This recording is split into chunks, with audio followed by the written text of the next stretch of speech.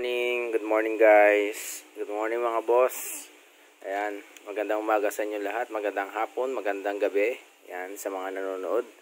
At gawa lang ako ng tutorial, small tutorial or simple tutorial about sa ating subbendo.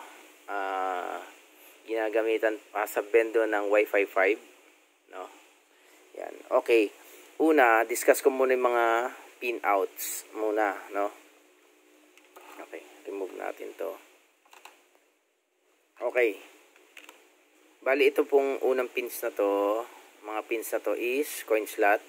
Bali, 1, 2, 3. Ang unang-una po is ground.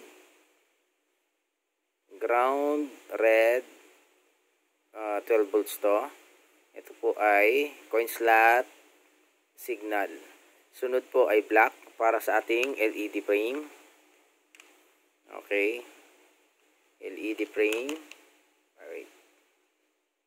Yan. Okay. Yan. Ito po, coin slot, LED frame na 3 wires.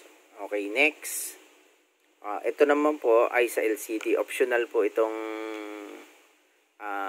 parts na to. Pwedeng wala, pwedeng meron.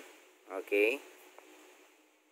Sunod po ay itong switch na to. Ang switch na to ay ginagamit sa pagpa-flash. Pag nakaganito siya, pwede mo siyang i-flash via USB na Type-C. Yan. Type-C siya. Okay. Tapos, ito, pag binalik mo naman siya dito, kunyari, tapos na kayo mag-flash, ibalik nyo siya dito. Boot, nasa boot, siya, mode. No? Okay. Tapos, ito pong isa is reset or reboot. Reboot button. Pwede nyo siyang i-restart. Sunod po ay config button. Mamaya, papakita ko sa inyo paano mag-config or kasi mga pre-flash na po ito. Ibig sabihin, pag binenta ko sa inyo or binili ninyo, is naka-flash na po. I-config nyo na lang po. Bali, ganun po ang gagawin. Mamaya, gagawa po ako ng separate video para sa pagkukonfig. Bali, lang po ito, discussion kung ano po yung mga parts ng ating subbendo. No? Ito po ay 12 volts. Pinakamababa siguro 2 ampere to 5 ampere pwede. Yan.